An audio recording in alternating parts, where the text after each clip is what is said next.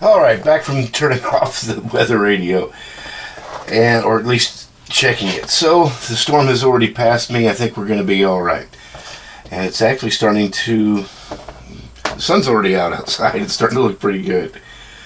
So as I showed on the previous video, and these are my red LEDs, what it looked like is that I would be able to just glue the LED right onto this spot here, because this is where they had glued, or this is where the LEDs were mounted on the other car. So I'm expecting that this will be a good spot to put them on this one as well. So basically my goal is just to glue the LED right here with some hot glue. Now I need to keep this wiring and stuff out of the way of the tire here. So what I'm probably going to do is just kind of bend this over a bit this way. So it does like this. And I'm going to glue it right like that. Now over here's the wires I need to get to. So we're going to come around like this and go over here. Figure, okay, we're going to cut this off right about there.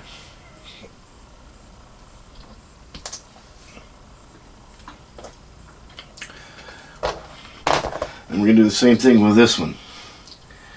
Now, I still want to be able to bend this over a bit so it stays out of the way of those tires. Whoops. Boy, I hope I don't break that off right there. So we're going to do something like this. We're going to bend it over, glue it right here. Keep it out of the way of those tires, hopefully. And then this one doesn't have to be very long, right? It just needs to go right to there. So I'm going to leave a little extra and cut that one off too. Now the wires for these LEDs, they're a little bit stouter than the wires on the chips. So I can actually use a regular old wire stripper for this. Don't need to burn them. I'm just going to strip a little bit of that off of each of these.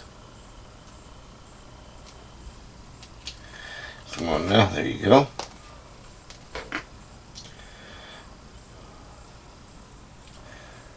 Now when I do this, I just need to remember that the one with the longer wires needs to go to the further away position, right?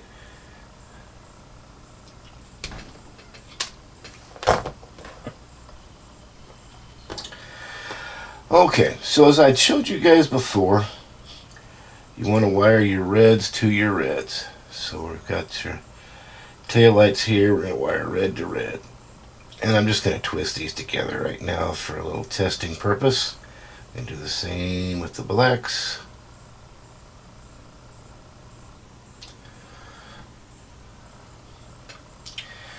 And just for grins, I'd like to take a look at this and see what it looks like when these lights light up. Let's check it out. Let's give it a little power.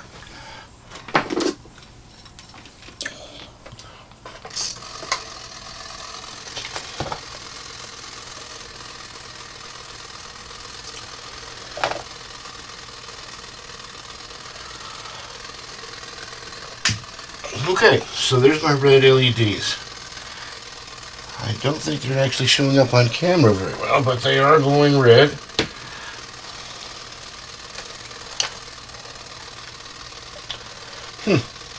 Yeah, it's definitely not showing up on camera very well. I guess you'll have to take my word for it. They work.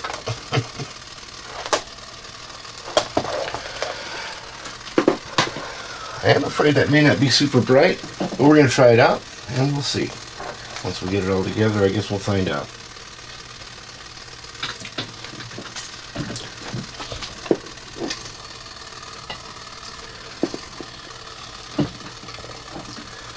And now we have the ticking from the power. The old charger I'm using as a power supply. Alright, so we've got these two wired together. Next thing we need to do is get them wired up over here. Now, I never did check the polarity on this side.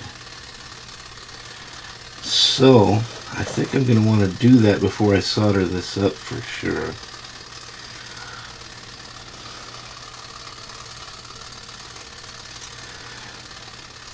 So I'm just going to wire these up here. Just twist them on for now.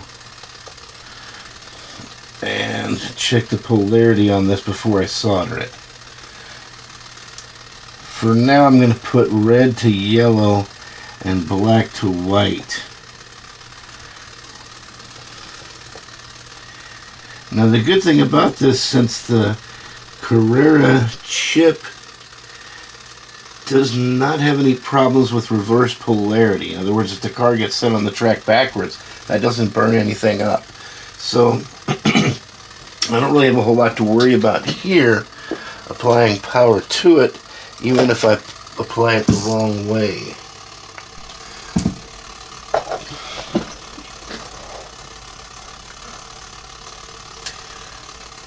So I'm going to put power to the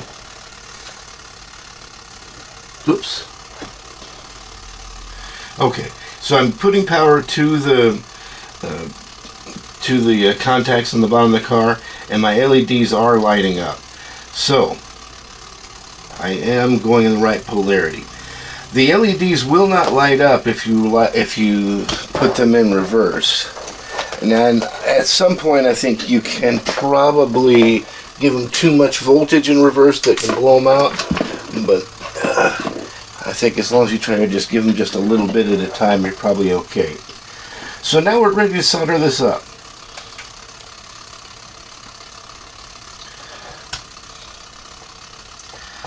So I'm going to pull these back off.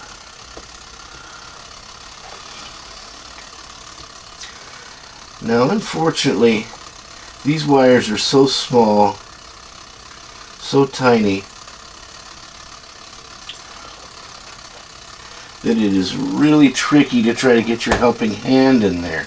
Like, they won't even hold me together close enough to do what I need to do here. So basically, in these kind of instances, sometimes you just have to freehand it. And people that are real solderers, I mean, if you work on instrumentation for aircraft, you're not going to do it this way. But if you're making a toy car, this isn't such a big deal. So first of all, I'm going to tin these wires over here, because it looks like I'm going to need to be able to do this pretty quickly.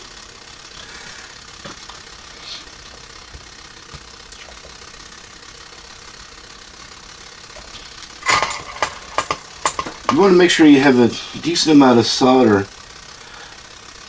on these wires before you try to start soldering things together. So there we go, we got some solder on there. We got that one coated pretty good with solder. Set that aside. We want to do the same thing with these over here.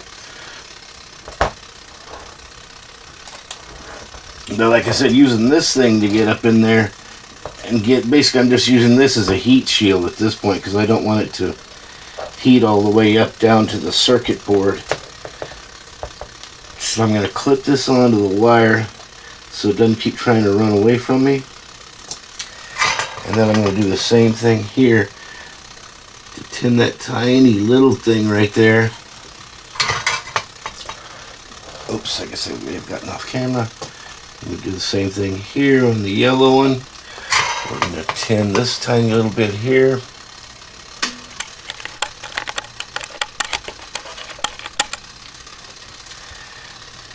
And once again, guys, this isn't rocket science, and like I said, we're not working on aircraft equipment here. This is just a toy car.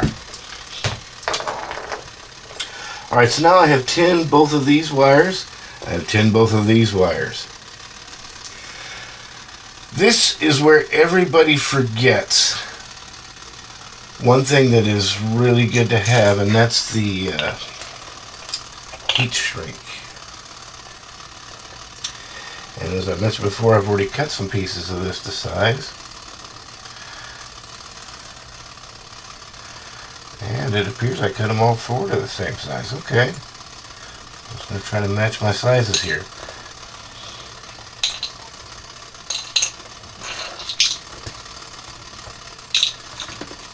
So at this point, I'm going to take my heat shrink and slip it over the wires that are the longest so I can get it as far away from that heat while I'm soldering as possible. Because I don't want this heat shrink to start shrinking prematurely.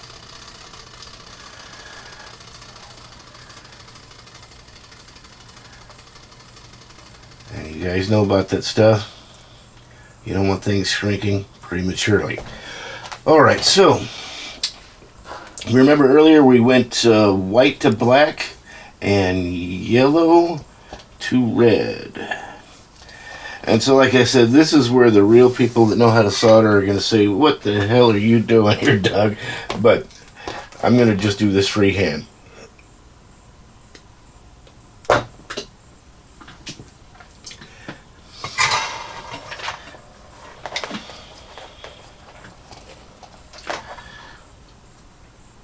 going to hold this wire right here, right next to this wire, real steady. And since they both have solder on them, I'm going to get that solder to melt and flow between the two wires. Once again, this is not an aircraft part. This breaks off the car, loses a light. It's not going to kill anybody. Same thing over here. We're going to do the same thing. And I don't want this wire here being super long, so I'm going to trim off this a little bit, get rid of some of that. And then we're going to do the same thing. Try to get in here without melting anything else. And we're just going to heat this joint up, make the solder flow between the two tin wires. And I hope that's good because my fingers are getting hot. Yes, it is. Okay. So like I said, once again, this isn't the way somebody would do aircraft parts, but this is just a toy. So now we've got our heat shrink tubing. We're just going to want to pull that back down over this joint. Try to center that nicely. We'll do the same thing here. Carefully pull this down over this joint. Remember, these are delicate little wires right here, and they will get yanked off that circuit board, and it's difficult to solder that back on because it's just a tiny little spot there where it solders to. So you want to try to avoid yanking those wires off at all costs. And be very, very gentle with that stuff.